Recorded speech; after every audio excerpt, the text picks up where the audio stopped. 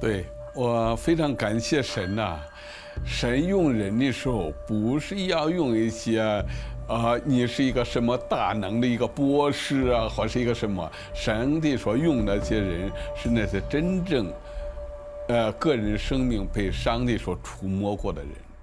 后来毛泽东发起一个文化大革命，所有西方基督教的书籍必须要破四旧，文化大革命全部要收掉。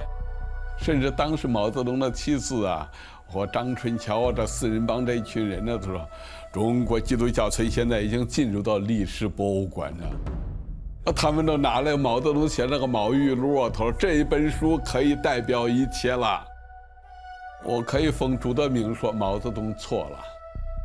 耶稣基督在千万人的心中开始存死的复活。你现在要找《毛语录》的时候，你可以在历史博物馆里面。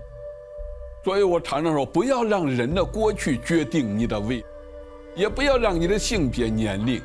当我们的亲戚都相信主耶稣的时候，我们一定要找妈妈。妈妈，那西国的宣教士到底给你讲的耶稣到底是什么？我的妈妈还说，我也不识字啊，反正我们都是按照宣教士来，那个当时的宣教士啊来讲的。其实当时的宣教士的中文没有一个现在比你的，他可能连你的1/3都不如。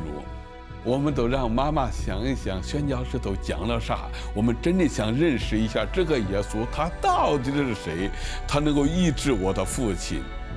当然，我的妈妈知道一件事情，耶稣是为我们的罪被钉在十字架上死了。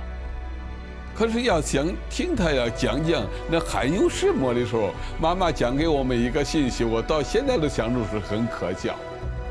妈妈讲给我们的第一个信息就是，她想讲《使徒行传》第1章第8节里，但是她完全把意思理解错了。妈妈说，当圣灵降临在我们身上的时候，我们就必带着能力了。然后他就说，可以把所有的病压到耶路撒冷，因为原来这个宣教士的口音呢，在我们地方这个灵跟这个龙啊，圣灵他分不清的。所以那个病压在耶路撒冷，还有那个病压到耶路撒冷，他也分不清啊。所以妈妈认为说，你爸爸那个病都是压到耶路撒冷去了，那是个大圣殿。后来妈妈什么都没有了，就是说我去代理找一个传道人，他有圣经。哈利路亚！这是我第一次听到圣经这个名字，信耶稣还有圣经的。啊。